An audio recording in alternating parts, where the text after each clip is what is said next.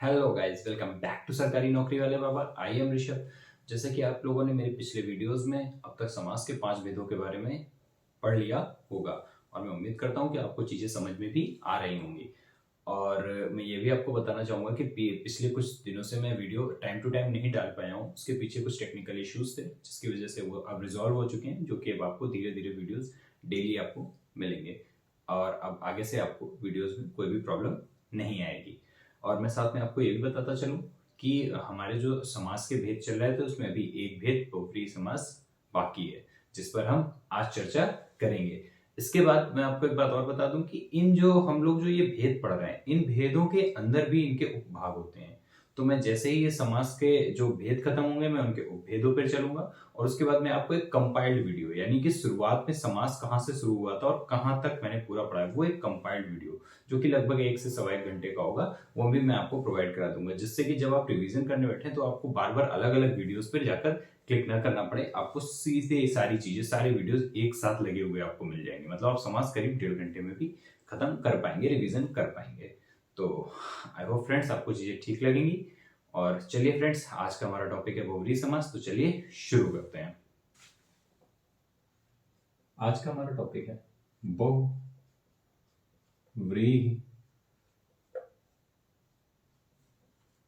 समास।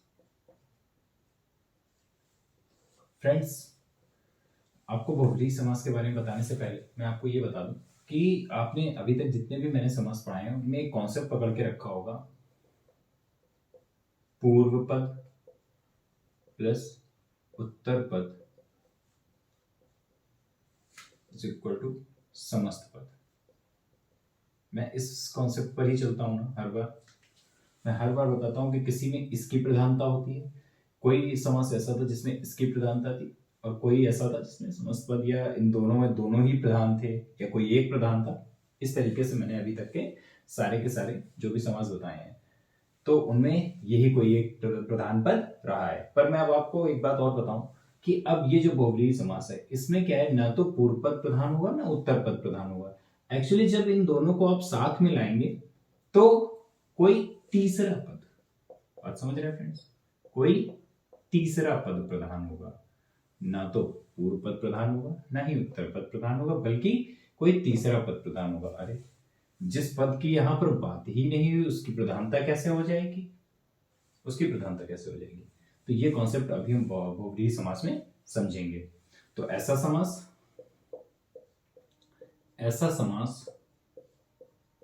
जहां कोई तीसरा पद प्रधान हो,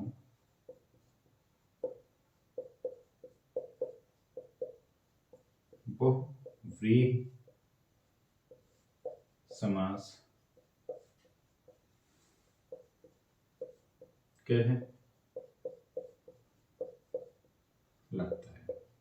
समझ में आ गया फ्रेंड्स? ऐसा समास जहां कोई तीसरा पद प्रधान हो बहुव्रीहि समास कहलाता है। ठीक है, बात समझ में, इतनी बात तो आ गई समझ में। अब उदाहरण जब हम लेंगे तो आपको चीजें समझ में आएंगी। देखिए, हमने कहा जैसे यूजुअली सबसे आसान सा उदाहरण, दशानन। ये एक समस्त पद है। कैसा पद है? समस्त पद। देखने में आपने सोचा दशानन, इसका मतलब क्या है, इसमें कैसे क्या पूर्व पद उत्तर पद क्या कॉन्सेप्ट है, देखते हैं। अब इसमें पूर्व पद हुआ 10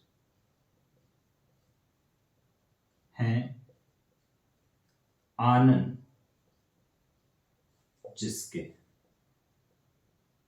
आप सोच रहे हैं ये क्या मतलब हुआ? 10 है आनन, आनन का मतलब होता है सिर, सिर, सिर।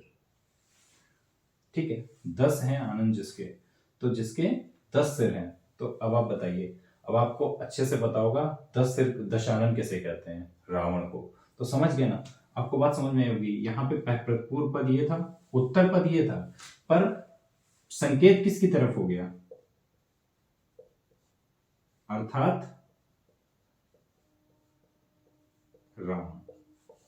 समझ में आया फ्रेंड्स? दशानन, 10 है आनंद जिसके, अर्थात रावण। तो इसमें किसी तीसरे पद की प्रधानता दिखाई जाती है। जैसे कि आपने एक उदाहरण देखिए, पंकज, पंक में उत्पन्न होने वाला। अब आप सोचेंगे पंख, पंख का मतलब होता है कीचड़, कीचड़ में क्या खिलता है? कमल, अर्थात कमल। तो देखिए पंख और उत्पन्न होने वाला, ऐसे दो शब्द थे बट बात किसकी हो रही थी? कमल की। अर्थात अब आपको चीजें समझ में आ गई होंगी कि कैसे इसमें कोई तीसरा पद प्रधान होता है। तो इसको पहचानने में भी समस्या आती है, इसीलिए जैसे पंकज लिखा होगा तो आपको पहचानना थोड़ा सा मुश्किल हो जाएगा कि बहुब्रीहि समास है। तो इसका आपको समास विग्रह आना चाहिए।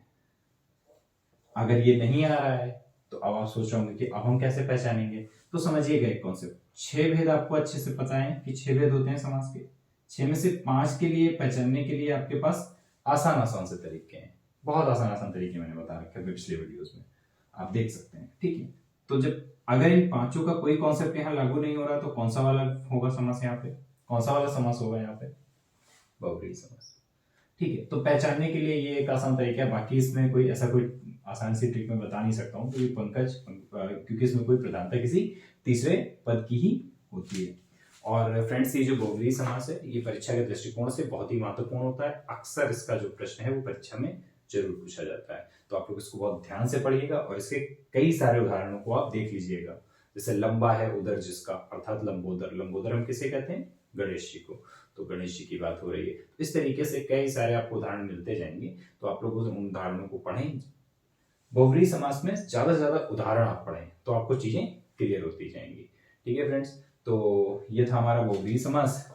और मैं आपको ये बता दूं कि इसके 4 भेद होते हैं। जो बहुब्रीहि समास है इसके भी 4 उपभेद होते हैं, तो आपको मैं वो अगले वीडियो में लेकर मिलूंगा। तत्पुरुष समास का भी कोई एक भाग अभी बाकी है, उसके अंदर के भेद बाकी हैं, द्वंद्व समास के भी बाकी हैं, उनके बारे में मैं आपको धीरे धीरे चर्चा करता हुआ अपने नेक्स्ट वीडियोस में नजर आऊंगा। तब तक के लिए फ्रेंड्स अच्छे से पढ़ाई कीजिए, पढ़ते रहिए और वीडियोस अब आपको डेली मिलने वाले हैं, सो लग कर तैयारी कीजिए। धन्यवाद।